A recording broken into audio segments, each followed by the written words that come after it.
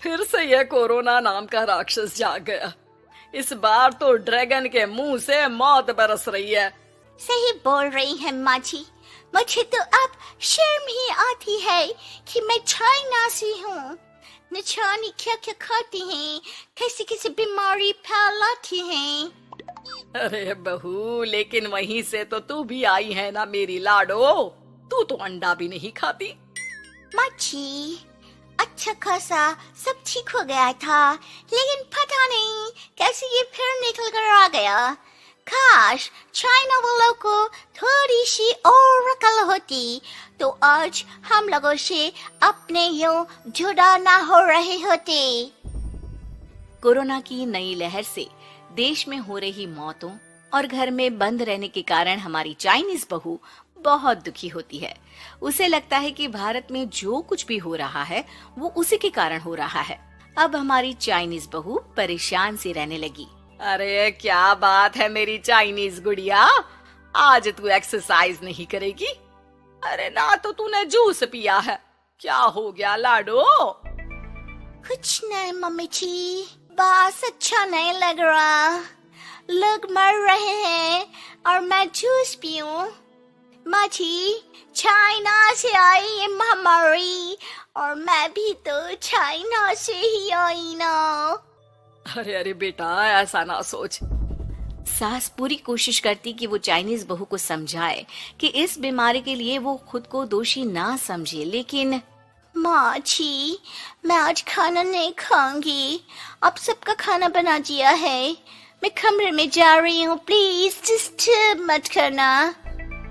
सास ने अपनी हंसती खेलती बहू का ये रूप तो कभी देखा नहीं था, लेकिन करती भी तो क्या।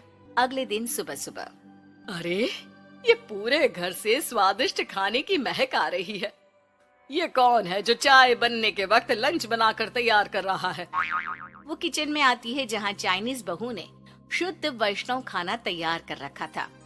अरे बहू, सोई नहीं क्या जो इस वक्त इतने प्रकार का खाना बना लिया? हाँ हाँ माँ जी, क्या करे, जब दिल में बोझ हो तो नींद नहीं आती। तभी तो मैंने सोचा मैं गरीब और जरूरतमंद लोगों को खाना पहुंचा दूंगी। वो ढेर सारा खाना रोज बनाती और गरीब और बेसहारा लोगों में बांटती। क्या कर रही है बहू? कितने दिनों से देख रही हूँ तू अच्छे से सोती भी नहीं है। क्यों कर रही है लाडो? क्या करूं माँ जी, मेरे देश के लोग जीवन की लड़ाई लड़ रहे हैं और मैं सो जाऊं, मुझसे नहीं होता। एक दिन चाइनीज बहू पीपीटी किट पहनकर खड़ी होती है। अरे ये क्या बेटा, खाना देने जा रही है या लड़ाई लड़ने? माँ जी, मैं कुछ दिनों के लिए घर नहीं आऊंगी। मैंने सोचा है कि मैं घर से बाहर रहकर कोरोना के मरीजों की देखभाल करूंगी। ओ प्लीज प्लीज आप मुझे रोकना नहीं। नहीं नहीं बहू, ये तो तूने बहुत ही नेक काम सोचा है। बस बेटा तू अपना ख्याल रखना। बहू वहाँ से चली जाती है, लेकिन सास की रोज फोन पर बहू से बात होती। घर पर क्या है माँ, क्यों भेज दिया तूने उसे? बाहर कितना खतरा है, उसे कुछ हो गया तो? अरे बिल्कुल चिंता ना कर, उसने सारे नियम कायदे को फॉलो किया है। अरे वो बिल्कुल ठीक रहेगी। और अगर मैं उसे मना कर देती ना तो उसकी अंतरात्मा उसे सोने नहीं देती। तू तो सारा दिन घर से ऑफिस का काम करता, लेकिन मैंने देखा है उसे कितना परेशान रहती थी कुछ दिनों से। हाँ वो भी है। उधर चाइनीज बहू लोगों का खूब ख्याल रखती, उन लोगों तक खाना पहुंचाती, उनके बच्चों की देखभाल करती। एक दिन बहू अपनी सोशल साइट देख रही थी तो उसे दिखता है कि एक आदमी ने बच्चों की देखभाल के लिए पोस्ट डाली है। बहू उसे फोन करती है।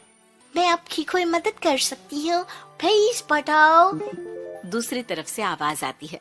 मैं और मेरी बीवी दोनों ही कोरोना से पीड़ित हैं।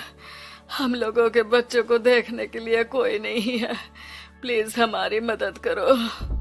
हाँ हाँ बिल्कुल, आप परेशान ना हो, मैं आ रही हूँ। मुझे आपका एड्रेस बताओ। वो आदमी बहू को पता लिखवाता है। वहाँ वो पहुँच जाती है।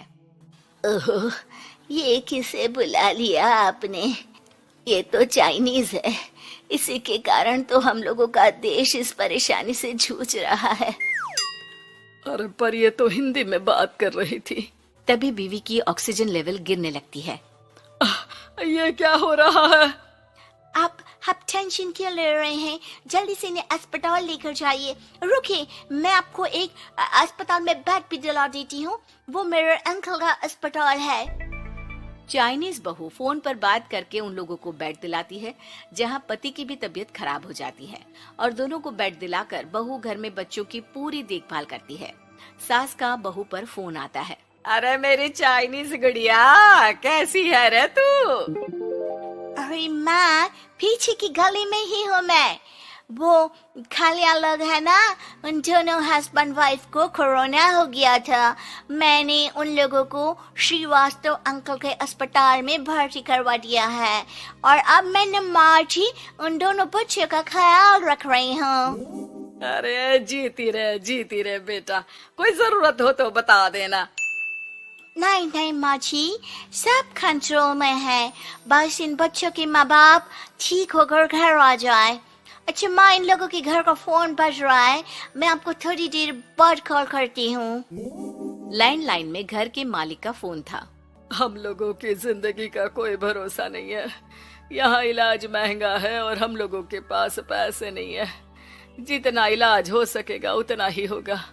हमारे बाद प्लीज आप हमारे बच्चों को संभाल लेना। नहीं, ऐसे मत बोलिए, मैं अस्पताल वालों से बात करती हूँ। बहू अपनी बैंक से अस्पताल वालों को पैसे दे देती है और फोन पर कहती है, हनी, आप लोगों के अकाउंट में पैसे डाल दिए हैं। इन दोनों का अच्छे से इलाज होना चाहिए। पैसे की जरूरत होगी तो मैं और डाल दूंगी। सारा दिन बहू कोरोना पेशेंट के बच्चों को देखती, रात में ढेर सारा खाना पैक करके जरूरतमंदों में बांटती। सोशल साइट्स के जरिए भी वो लोगों से जुड़कर उनकी मदद करती। फिर एक दिन घर का मालिक और उसकी बीवी ठीक होकर घर आ जाते हैं।